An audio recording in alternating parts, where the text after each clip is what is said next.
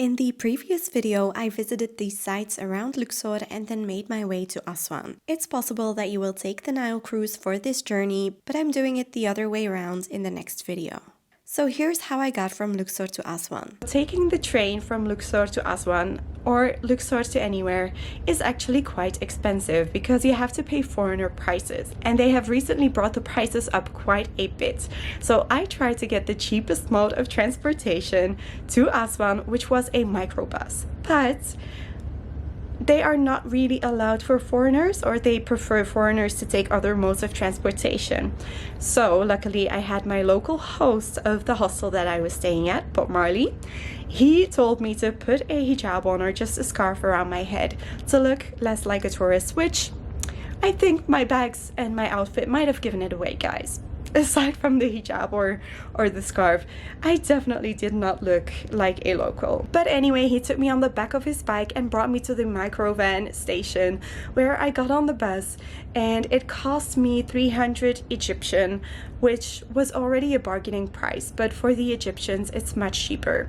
Anything pretty much costs 10 times as much as it costs for the Egyptians. But that aside, I was allowed on the microvan, and there was another girl in there, another tourist, and she is from Querétaro, where I studied in Mexico. It's such a small world, but eventually we ended up waiting for an hour before the bus left, and then the journey only got crazier from there. I had to put my glasses on because sand was blowing in through the window since the van didn't have AC. This was not fun while we were standing still for an hour before the van was full enough to leave. I finished my water before even starting the ride. Don't recommend it. We passed through some local villages and encountered some obstacles before entering into a sandstorm. Even the locals were taking videos of it and shouting at the driver to slow down when we couldn't see anything ahead of us anymore.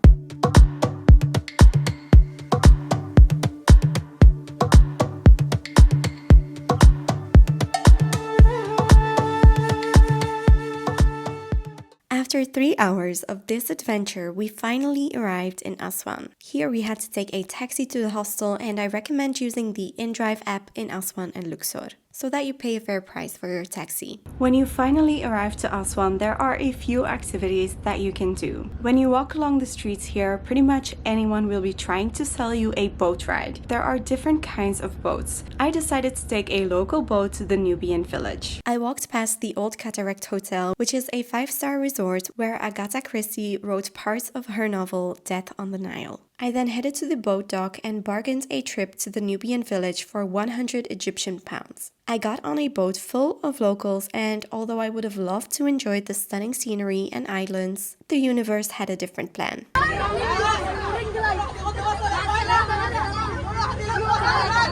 Oh my goodness, you guys, I just took the public boat from Aswan to the Nubian Village, and it was full of local ladies and some men, of course, and they just completely adopted me into the family. We started dancing with the kids, with the women. Hi! Welcome! And now they have asked me to come back there later and join them for some food. So if anyone says Egyptians are dangerous, don't go there. This is the Egyptian hospitality. And it's what I was hoping to encounter, actually, and be able to show everyone. I didn't like the Nubian Village because it's about people showing their houses and their pet crocodiles in small cages, and it's just a big souvenir market with very rude vendors. I won't repeat the things they shouted after me. I did like the murals and the colors though. Instead of going back to the family to have lunch, I waited for other tourists to share a boat to go back with.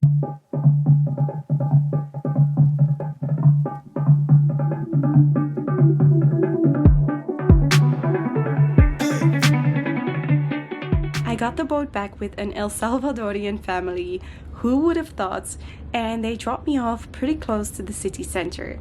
And there is a whole street which is full of markets, mainly markets for tourists, but they also have the old souk, which is actually still a local market. So you can still see the butcher just selling kitchen equipment as well, just loads of bits, and it's still very local, so I loved walking through there. After this I had lunch and made friends at the hostel, but if you want to, you can go and visit the Nubian Museum. The hostel that I stayed at was Go Inn, and it was a very decent hostel. It served a good breakfast. They have nice places to hang out, especially the dock. So they have a dock that is right on the banks of the Nile, and you can even rent a kayak for about 200 Egyptian per person for a whole day. So if you don't want to pay a felucca or another local boat, you can simply take the kayak and go around all these islands by yourself. Some Australian girls in the hostels did it. They took some beers and they went out on the kayak for a whole afternoon, and they had the best time. So that is another option that you can do. I have come to watch the sunset on the terrace of the hostel, and the sun has just set behind the mountains there, and I am just watching the feluccas and the other boats come by. Yeah, it's really peaceful here, at least it is now, because before there were some kids here and they were just doing the same catcalling that they see the older men do. Oops, there goes my soda. But yeah, it's unfortunate, but still trying to enjoy it as much as I can. I am going to do the felucca ride on the first night of my cruise, because the cruise starts from Aswan, but it's possible that you have taken the cruise from Luxor to Aswan. Next up is the famous Philae Temple. Most people go and visit it during the day, but there is a very special way of visiting this temple that not so many people know about.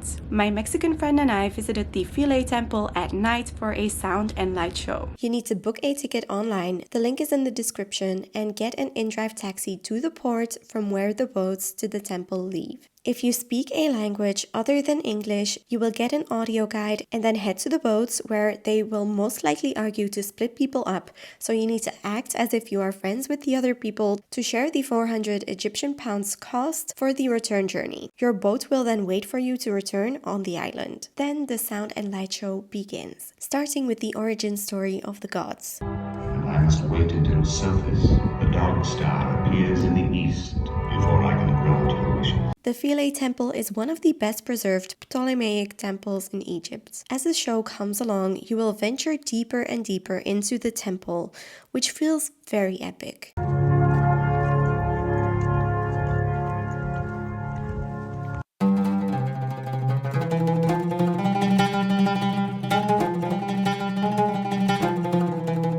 Once you made it through the temple, they then tell you how the Aswan Old Dam was constructed in 1902 and Philae Island became submerged underwater. The only time that the island and the temples were not underwater was during the summer months when the gates of the dam were opened. In the 1960s, the temple was dismantled and reassembled on the nearby island. It's fascinating to hear about the Greeks, Romans, and even Napoleon visiting these temples over the decennia, and you are walking through this same place. I highly recommend this experience. Aswan is also the base from where you can visit the Simbel Temple.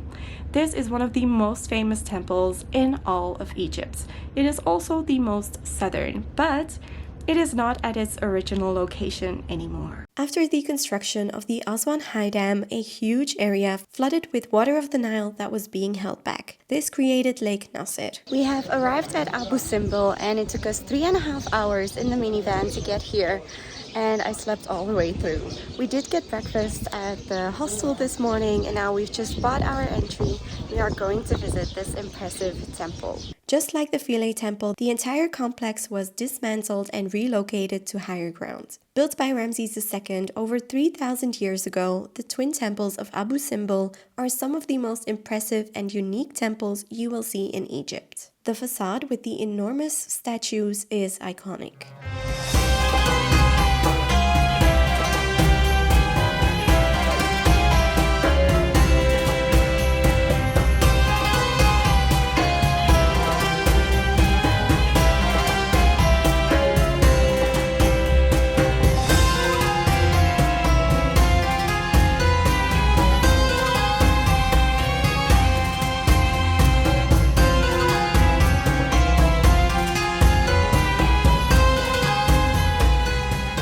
That is it for the visit of the Abu Simbel Temple, which it wasn't much to see for a 7-hour journey to come here. It's only the temple, and yeah, you're around quite fast. We got... Why am I'm always filming when I'm out of breath, when I'm climbing something. Then I'm like, oh, let's get the camera. We got an hour and a half or an hour and 45 minutes here to see everything, and now we are on our way back to the bus already. We made our way through the shops, deciphered the license plates of the vans, and found the right one to head back for another 3.5 hours. Definitely bring enough snacks and water. Was it worth these 7 hours in a bus simply to see this temple? I don't know. It is up to you to decide. It is just this temple, a smaller temple next to it, and the insides of it. I didn't find it as impressive as, for example, Karnak, where you can walk around for like at least an hour. There are definitely temples that speak more to the imagination. I don't know. Maybe it's just the image of the huge statues of Ramses II, or just the history behind it that make it so special and worth the journey. But it's up to you to decide whether you want to spend the time and the money on going there. In the evening, we had a meeting to book our Nile cruise to Luxor, which you can see all about in the next video. Definitely subscribe and hit the notification bell so that you don't miss my next video. So I hope to see you in the next video. Bye!